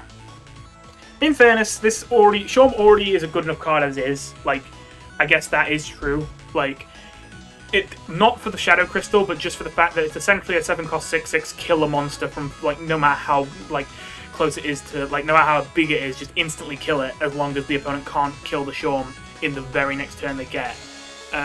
So yeah. Now before we go back to there, I memorized what the next one was, and it was Hyperlink Blocked, which of course comes from Spamton. So Hyperlink Blocked has gone from a 0 cost to a 1 cost, which is a buff because it's obviously what you shuffle into your opponent's deck. So as a reminder, because this card is a bit complicated and it's changed over the time, well, it's changed once. It's a 7-cost 8/6, which has Magic, Dust, Shock, Support, and Turn End. So when played, when it dies, when you cast a spell that costs 2 or more at base, when you attack with another monster, and at the end of every turn, shuffle a Hyperlink Blocked into the opponent's deck. Hyperlink Blocked used to cost 0, now it costs 1, and it will make the opponent look at a random token or non-token card in your deck and choose one to draw and lose 1 health. So essentially, you clog their deck with cards they don't want, and those cards let them get a card they actually want. However, when it does this, it takes 1 of their health points. Now don't get me wrong, this is good stats, and obviously you have the potential to shuffle an enormous amount of these into your deck, into your opponent's deck, I mean. But the main problem here is just that these really don't have much of an impact. Like, okay, I like this buff, but I really wish they would do a little bit more with Spamton. Like, I kind of get he'd probably be annoying if he was really good, but just, like, give him a little push, maybe, please? Because this just feels like such a minor effect, because the Hyperlink blocks go in their deck. They're not guaranteed to get them straight away. You need to hope they draw the Hyperlink blocks, and then when they actually draw them, what have you done? You've denied them 1 card. And you won't even actually deal any damage to them, or, well, more accurately, reduce any of their health total until they choose to play the card. But if you will win because of the health reduction, why would they play the card? The only answer would be is if you got to the point where the game has been going for so long without you dying that the Hyperlink blocks have been, like, filling the opponent's hand, and they, like, need to get a card from their deck to have a chance of winning at this moment, and so they have to play a Hyperlink Blocked. When they get into that situation, fair enough, but really think about just how many Hyperlink Blocks you're going to have to shuffle into their deck to do that, and then remember that Spamton himself, his stat line doesn't really go well with a control deck. It's more a mid-rangey kind of stat line, or maybe aggressive, and in a mid-rangey or aggressive deck, you're probably not going to be going long enough that they're going to draw all these Hyperlink Blocks. They'll probably draw less than like 1/3 of them. So, what? If you want to fill their whole hand in Hyperlink Blocks and force them to start using them to actually get real cards from the deck, you're going to have to be getting like 20 Hyperlink Blocks into their deck, which is a stupid amount. I really hope they, I'm not sure if I want to say I really hope they rework Spamton, because I do think this is a fun effect, at least for the person playing it. I'm not sure for the person who's the victim if it ever became good. Maybe it would be annoying. It's a fun effect, I don't think this is good enough. I think this is just still too weak. I think, well, okay, again, it is a 7-cost 8/6, I think, but Cauldron's a 7-cost 8/6, and Cauldron's, like, actually not bad. Like, Cauldron's actually low-key kind of good. Nah, Spamton ain't it. Spamton's, like, one of the worst legendaries in the game, probably. I don't know, what's worse than Spamton? Maybe Sandsdog? I have no idea how you use this card either, by the way. If anyone has like an idea of how you use Sanddog, please let me know. I mean, the only thing I can think is like play it early and then like use its dodge to survive and then a poker duck it or something like that, but yeah. And then the only other cards I can think of is like Captain Rule is maybe worse.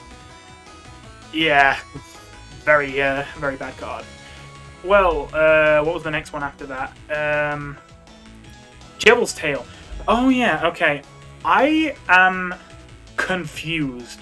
This is labeled as a buff, but I swear this is straight up a nerf. But maybe I'm blind? I have read the original version of this card and the new version multiple times, and I only see one difference, and this one difference seems like nothing but a straight up nerf to me. So, Jevilstail is a card generated by Jester. Now, as a recap, for anyone who didn't see when we covered this card back when it was new. Cage Jester is quite the card. It is very fun, but it's very rarely been good, unfortunately. It's a 6-cost 5/7, so at least it has decent stats, and it adds a Jevilstail to your hand. It also adds the Freedom artifact to your artifacts. The Freedom artifact will make it so every time you play a Jevilstail, you increase the counter of the Freedom artifact by 1. And once the Freedom artifact is triggered or disabled, it removes all the counters from it and adds a random Chaos weapon to your deck for each counter removed. The Chaos weapons being the spells that Jevil himself casts, but again, if you're unfamiliar with the game and you don't know those spells, there they are. They're generally a little bit OP, like like a little bit too strong if they were just a card you could put in your deck, but like not crazy strong, just like kind of good. So yeah, basically yes, this is a decently started unit that adds a spell to your hand. And what Jevilstail does is that it's a free spell, and at the end of your turn after you cast it, if you spent 4 or more gold on spells the turn before, you add it back to your hand, so you keep getting it back, and you will increase the Freedom artifact counter by 1. Unless you play it and you didn't spend 4 or more gold on spells last turn. In that case, that'll be when you trigger the Freedom artifact, you disable it, you use up all its counters, and you get the Chaos weapons into your deck. Were the Chaos weapons just normal Chaos weapons? Yeah, I thought they were cost discounted for some reason, but they're not. I guess I'm thinking of Selkie right now. And oh yeah, I forgot to mention also, when you first play Cage Jester, if you have spent 4 or more gold on spells the turn before, it will give it a head start of 1 instead of starting from 0. So yeah, now what is the change?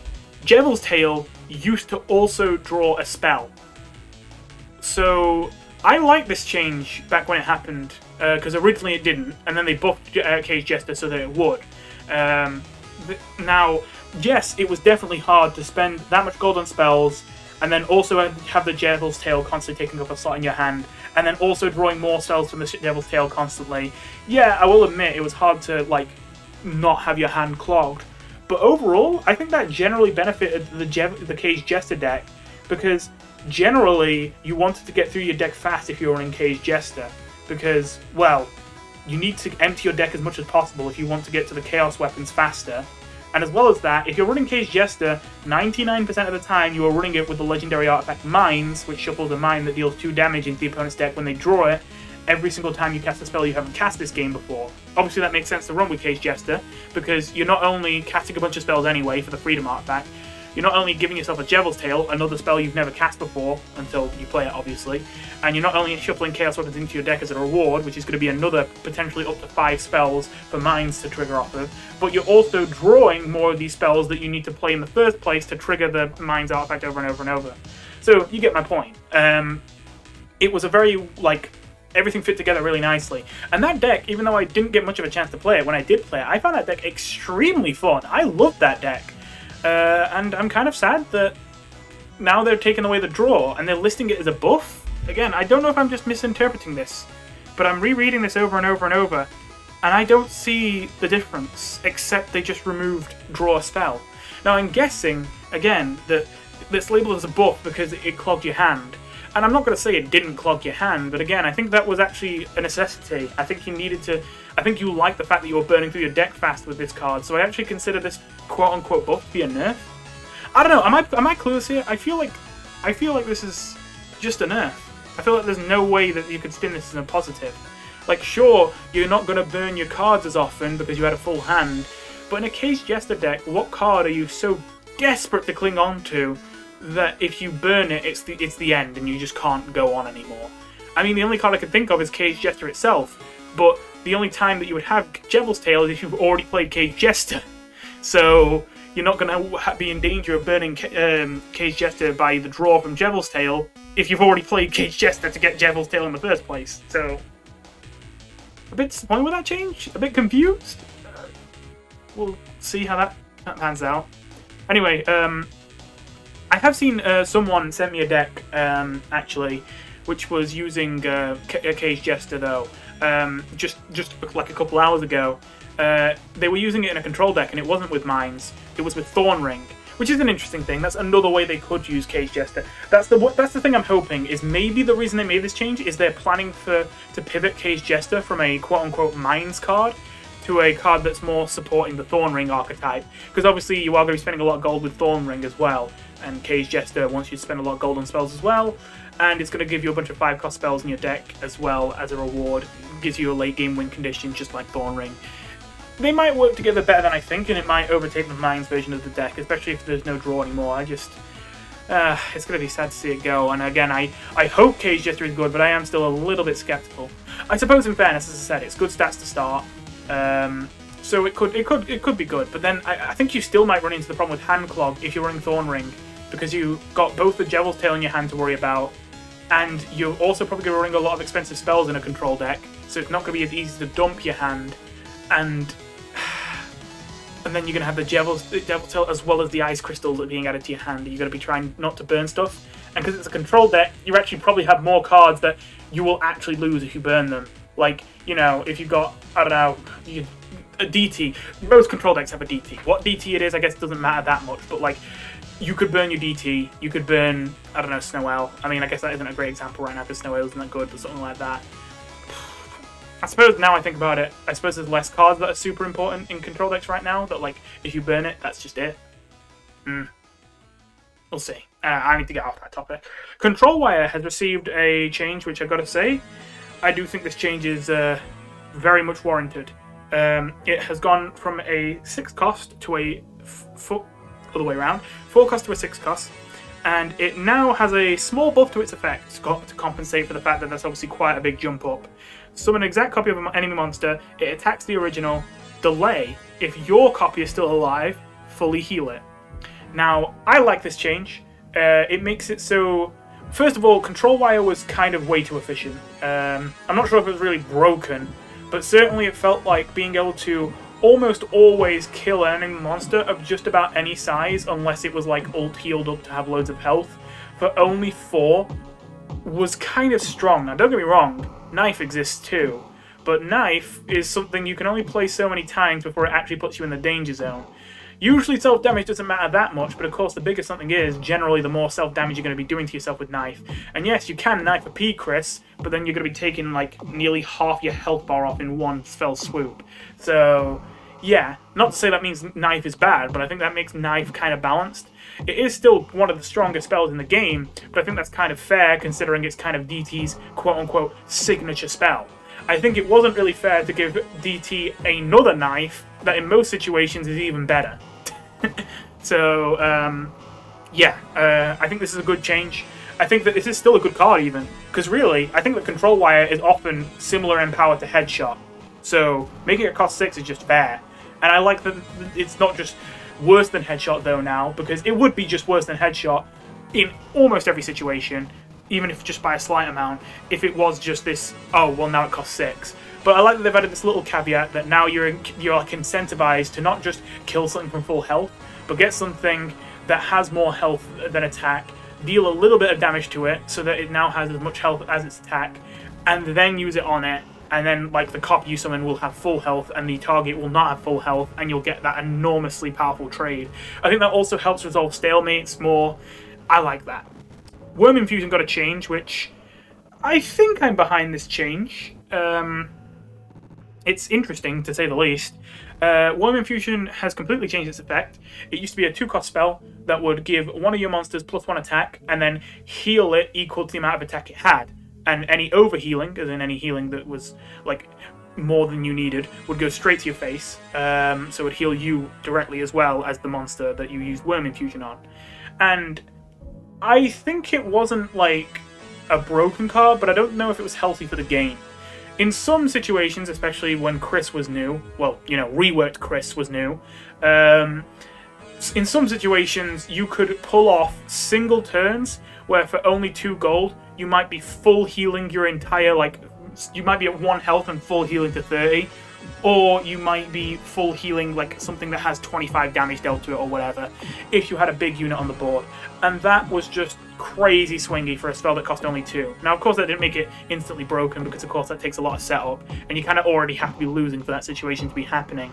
But it really was one of those soul-crushing plays. There is no feeling worse in the world then whittling down that enormous crit they have to its last point of health, and then watching them just double Worm Infusion, heal up to full health, and then it's back up to like 36 health or whatever, and they're up to 30 health when they were down to like 1 health left on themselves. Worst feeling in the world. So yeah, I'm glad that that doesn't happen anymore. The new card... So my instant gut feeling is, okay, this sucks. Because it costs 9, which is pretty expensive. And it fills your board with worms. And don't get me wrong, worms aren't bad. But essentially it's 8 damage in total. And it heals you for 8 health in total. Assuming you don't do something to obviously push these things further. Although, of course, with KR, you might not even have to combo this with any cards. You might be able to get some KR bonuses on worms before they attack and get more than 8 healing. But even then, what are we talking about? 9, 10, you know, similar amount. And damage, of course. Same as the healing. So yeah, that makes it sound underwhelming, especially because, you know, when you compare it to Headshot or, you know, Control Wire like we just talked about, you're paying 3 less and you're getting a much more reliable kill on something big. Obviously you can spread out your damage with Worm Infusion, but still. But I have to admit, it is a lot of healing. Obviously it works with Puppet Scarf as well. Truth be told, I really think that the... I don't think this is quite as good as something like Control Wire or Headshot, but the more I think about it, I think this card is probably comparable in strength still, just because it has a lot of utility. You know, the more I think about it, it's a good amount of heal, it's spread out damage, it works with buffs really well if you have buffs on hand, which isn't that hard for PV. Obviously, it's not particularly easy, but obviously it's an amazing anti-aggro card, but that's not super relevant right now because, you know, it's been a while since aggro has been super good. But who knows, maybe somehow aggro pops off this season. I don't know, looking at the changes, I don't see anything that would make that happen unless aggro kindness happens. More importantly, loads of 2 damage pings is great with contamination, but that is an 18 gold combo, I suppose. But Asgore, again, very expensive combo. But well, of course, the main thing this is supposed to be used with is Thorn Ring, obviously, because it's exactly 9 for the 9 you need with it. Is there anything else that works off of spending gold on spells, but actually cares about how much you spend instead of just spend any amount, or like, you know, shock, or if you play any spell? Because the only thing I can think is Jevilstail, and even that is 4 or more, so 9 is kind of overkill. Well, I think that it might be one of those things that's a one-off in Perseverance control decks. It might be that, like, Contamination is still your main board clear, but, like, this becomes a one-off. I think I'm going to go with that. I think that sounds pretty feasible to me, that this becomes, like, a one-off in a lot of them. I'm just trying to think, is there any way that this could be pushed further than I think? Because, obviously, you can see situations in which this actually is enormous. It's just whether those situations are particularly likely, like, to be consistent. Because, of course, you could buff up the worms like crazy and get an insane amount of healing if that situation happens. I don't think it'd be worth it to... Is there anything you can really do with filling your dust pile with worms? Because that'd be good for determination, but this is PV exclusive. Because, obviously, if it's filled your dust pile for Royal Determination, that would be more helpful with Alphys. I think the only thing that would work with is Lantern. Just, well, I can quickly look in the collection. I don't know why I'm dust pile. Well, actually, it would be burn. Nah, it's not gonna come up with anything that way. Obviously, there are things that burn dust pile. That's 1 or less gold. Yeah, that's not gonna work. Those are only pieces. That's only 0 costs, and unfortunately, worms cost 2 now. They don't cost 0 anymore. Yeah, there's nothing that resurrects like at 2. Oh, but like specifically, blocks are resurrects at 3, but blocks probably isn't worth it with it. Magic Lantern is obviously the one that works with it. Probably the best. I suppose it could help you get the reflection quicker if that ever became relevant. It would put a lot in the dust pile. It does mean reflection comes a lot sooner. Do you have a deck? Do you make a PV Shorm Shop deck and use Worm Infusion to fill the dust pile faster for reflection? I don't know. Does PV really have many ways to get extra face damage? we'll see. We'll see how that pans out. Yeah, it looks like for the most part, they're... I guess it could get Grilling King sooner as well. Actually, that one's relevant. I mean, it's not crazy important, but it is convenient. Yeah, okay, so those are all the dust pile interactions. Alright then. So, yeah, probably not quite a premium board clear, but probably decent. Hyperlink receives an interesting change. It has gone back to costing 11, not 13, which is nice. However, it's gotten a new downside, which I am all in favour for this. I actually really like this. Hyperlink now is not going to force you to burn a card in your hand if you have like a certain amount of health. However, it now will force you to choose an enemy who it won't kill. It'll kill everything except the thing you choose. Now, this is going to be... Okay, I think this is mostly positive. However, this is going to suck if you have like go against a deck that only can get like plays one super strong thing and just knows you can't deal with it, and Hyperlink is like your board clear, and like they know if they play anything else then you can deal with it, so they just purposely don't play anything else. That could be annoying, but then how consistently is that going to happen? And it might even just be a thing of at that point it's bad deck building on your part. You should put in more control wires or more knives at that point, or maybe more soul drains. Maybe that's the case. So yeah, I will say it probably will be really annoying in a DT mirror, because you might be purposely not playing anything because you know they have Hyperlink, but then your save artifact just summons a 1/1 lost soul, and then they're like, ah, perfect.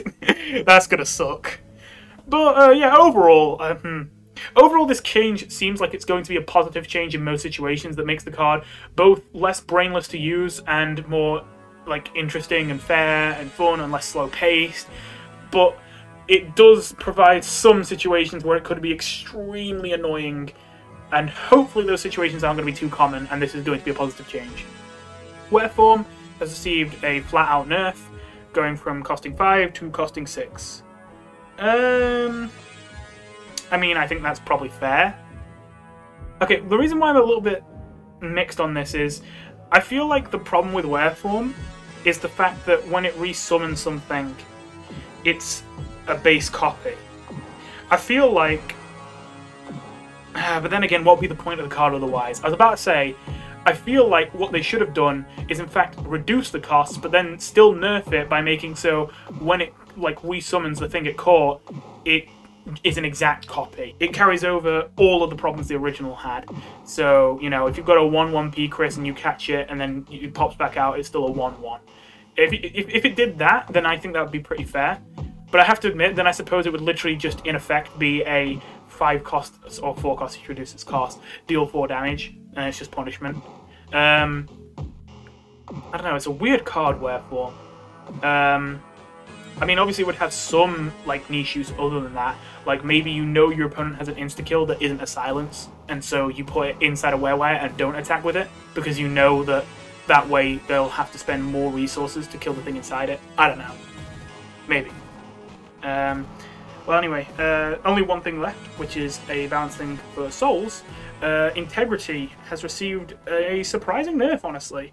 If you spend 6 or more gold this turn, you earn 1 gold. It used to be 5 or more. That is quite the change. I'm not entirely sure, but I kind of got the impression from like just general opinions that Integrity's passive was one of the weaker ones. But I suppose maybe it's just that now that Integrity has a stronger spell set, that like this is justified. I don't know, this is kind of unsatisfying with like some of Integrity's cards now. I suppose with Wereform, I just realised this kind of counteracts the Wereform nerf somewhat, because they made Wereform cost 6, so now Wereform would trigger this passive. So it somewhat negates that nerf. But Mercenary Hire still costs 5. That's unfortunate. And it's frustrating as well, because Door, obviously, now Door is not going to be anywhere near as good with Integrity. That's unfortunate. Well, there is still one thing that's still consistent about this, which is people mentioned this would make it so totem decks would make more sense in Integrity, because totem decks obviously require you to spam 6 drops, and well, now you've got to pay 6 to get this effect, so that's something. Yeah, those are all the changes, but we're not done yet. First of all, packs. Well, I guess I'll just quickly fire through these while I just say any of my opinions about this. It's really nice to see some new artifacts, although a couple of them, as I say, kind of scare me. I just realised after I get this next DT, I'm only going to have one DT left I need to get. Also, I mean, I don't really need a whole bunch. Obviously, I'm doing pretty good. Excuse me. There we go. Alright, time to do it. Ultimate Thrash, nice! Okay, so I've heard Ultimate Thrash is pretty bad now, so apparently the ship has already sailed and I've missed it. But still, that's nice. Spamton Neo was the last one I wanted now, as I say. I used to be interested in getting him, but now I'm really starting to realise. Like, when I was interested in getting him, I kind of made a bit of a dumb oversight, which is that I was looking at, like, the different irresistible deals. I was looking at these, and I was thinking, I don't know, most of these are pretty devastating, especially if you have to pick Generosity or whatever.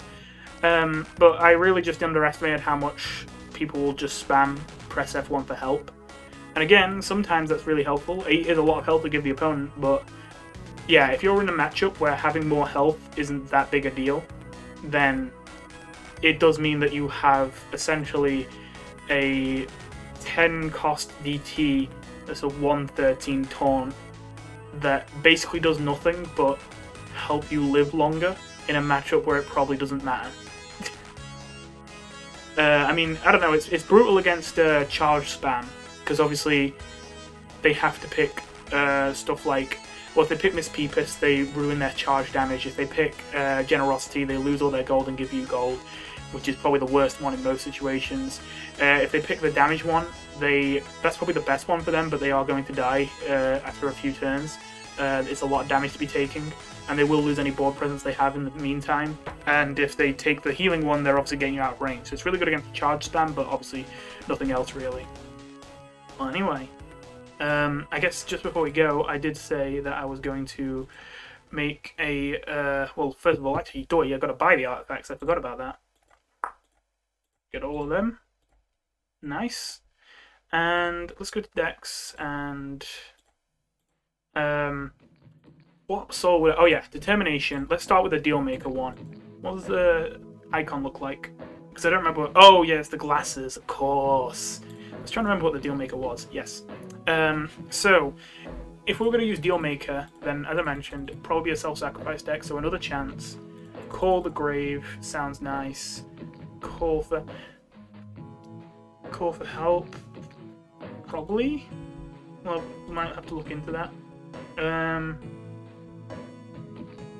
And well, I was going to use Pile of Dust, but I'm realizing with Call the Grave that actually maybe we don't use Call the Grave. It's just that it's 2 1/1s, which is nice, but I don't think we want it. Okay, Pile of Dust looks nice. Butterfly. Shambling Mass.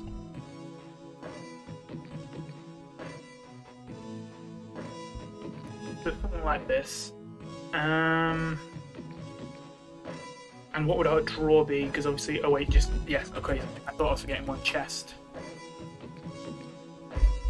That'd be part of our draw, but we might not need even more draw than that, because we don't have the draw artifact, and these are some very cheap cards. Script Bomb. That'd probably be a good one. Okay, this deck is already nearly full, so there might be some things that need removing. So, yeah, that's kind of the outline of what you'd want, but obviously this doesn't really have anything to finish it off. So you'd have to look into what would your top end be. Is Call for Help really necessary? Probably not. It's not an exact copy, is it? No, I didn't think it was. It'd be useless on Ice Butterfly, pretty useless on Lux. Pile of Dust, it'd be worse. Yeah, probably not Call for Help. Chest and Script Bomb are the only ones that really does anything on, so no Call for Help. I guess Baron. I haven't used Baron before, actually. Not properly, like by the time I realized Baron was, like, alright, like, that was the point at which, like, you know, these kind of decks were falling off.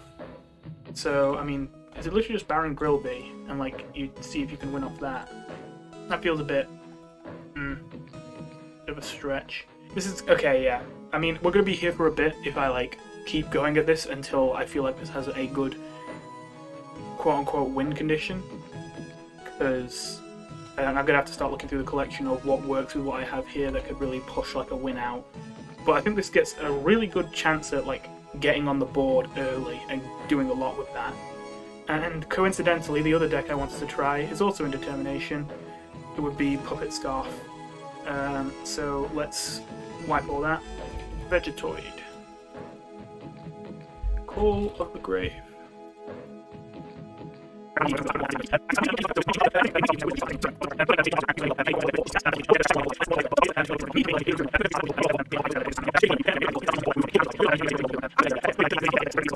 Alright. Yeah, so I might be trying out something like this, but I'll have to see. I feel like the win condition here is still kind of clunky, but the base here, you can see how this works. Well, anyway, I guess I'll spend off the rest of this gold that hasn't been spent, and I'll see you in the next one. I'll put it all on Deltarune in case I get a Spamton Neo from the packs. I know it's not going to happen, but I mean, hey, it could. Okay, so I think that was quite a long one. I was actually planning to get through that quickly, but then there was just so much to talk about with everything. Oh boy, I'm usually someone who is pretty able to keep talking for a while, but my throat actually hurts. See if we get anything interesting now. I want to get some more dust so I can approach my goal of getting every legendary and shiny. Alright, that's a lot of plugs. Alright then. Let's channel that. Yeah, 8,000 dust. So I can start looking at some of the legendaries I don't have in shiny yet. Mew-Mew-San looks different. Pretty sure that's different. I'm actually missing a lot on this page. But yeah, anyway, thank you for watching. It's probably been a long one, so I appreciate that. Once again, if you want to chat, then join the Discord server. And I'll see you in the next one. Also, I am now able to make community posts. I thought I had to get 1,000 subscribers so I'd be eligible for monetization before that would happen, but I guess apparently it happens at 500. Not complaining about that. So yeah, thank you for watching, and I'll see you in the next one. Bye.